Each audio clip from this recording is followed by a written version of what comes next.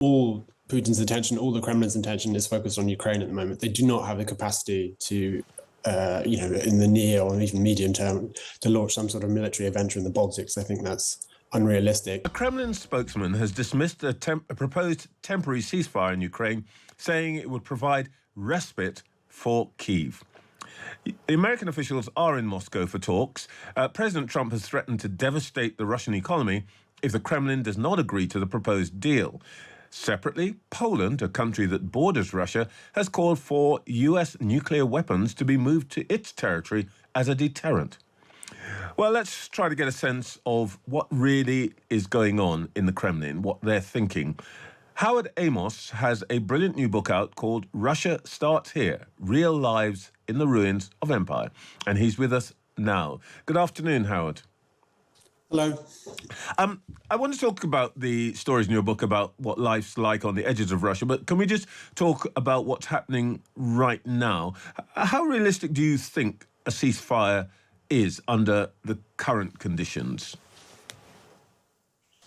Well, if we're talking about Russia, as you said, we've Yuri Ushakov, the foreign policy advisor to Putin, said this morning that Russia wasn't interested in a short-term ceasefire.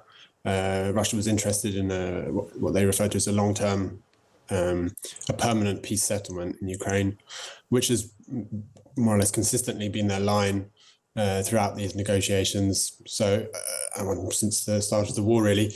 I'm skeptical about the chance of this ceasefire, or they're skeptical that Russia will agree to this ceasefire. I mean, even more so because Russia obviously has the military advantage at the moment, and the advances we've seen in recent days in Kursk region. So it seems yes, it seems a likely thing the Kremlin will agree to. Yes, well, the signs from what we've seen over the last 24 hours is that Mr. Putin is likely to be a bit more belligerent, but might that mask, as some people are saying, an underlying weakness, his economy on the rocks, and Mr. Trump saying that he could wreak financial havoc on Russia? Well, there's a lot of debate about the Russian economy at the moment and the state it's in.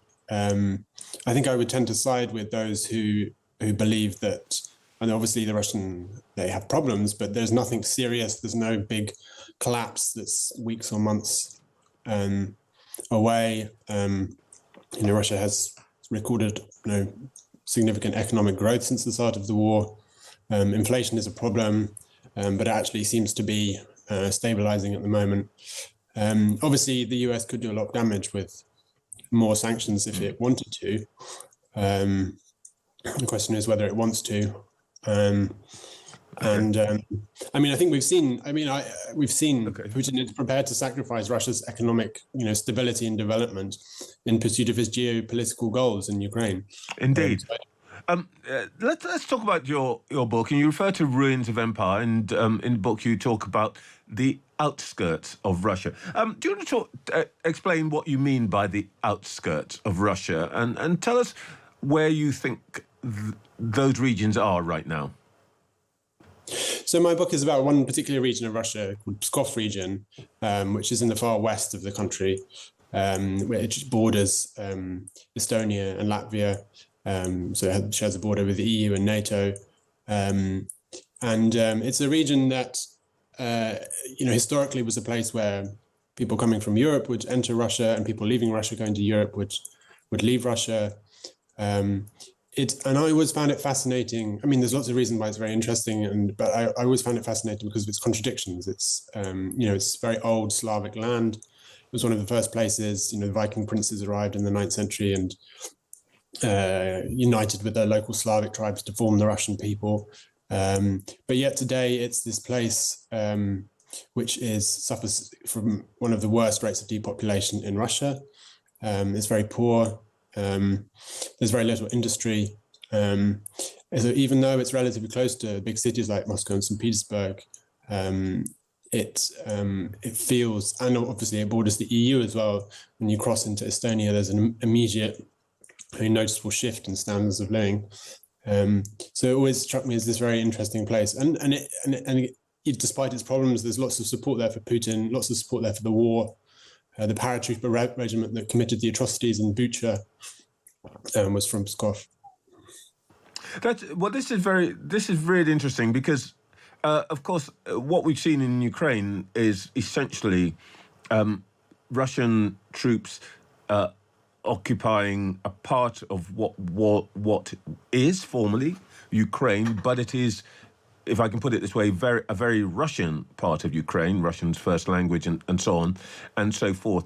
What do you think is happening on those borders? Has the Russians a generation ago moved, or 2 generations ago, moved a lot of Russian speakers into the Baltic nations, and in a sense, they already have, if you like, a kind of a footprint in those borders. What do you think all of that means for the situation now? Russian expansionism, or just something that's going to push back, as in provoke pushback, as in Ukraine? Well, I mean, the first thing I say, I think Russia is, all Putin's attention, all the Kremlin's attention is focused on Ukraine at the moment. They do not have the capacity to, in the near or even medium term, to launch some sort of military adventure in the Baltics. I think that's unrealistic.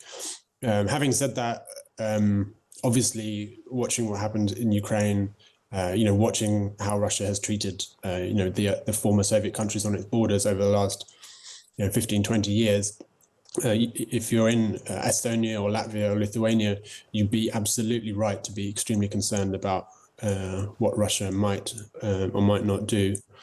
I don't think there's no sort of immediate threat, but it's a possibility. And to be honest, writing this book, like these sort of, I suppose these hinterlands of Eastern Europe, right? They've always been fought over, and the Pskov region that I write about, like it's very, when you look at the history, it's a very clear, they have periods of war and confrontation, and then they have periods of trading and compromise and exchange. It sort of shifts between the two. Right. Pskov, for example, was a member in the medieval period. It wasn't a member, but it was very closely affiliated with the Hanseatic League, this sort of Baltic trading network based out of northern Germany.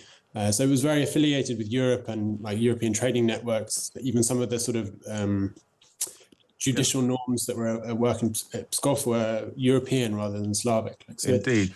It's a sort of gateway to Europe, as well as being a sort of fortress on Russia's. Yes, the Hanseatic League, a whole other fascinating story. Howard Amos, thank you so much. Howard's book is called Russia Starts Here, Real Lives in the Ruins of Empire, and it is out now.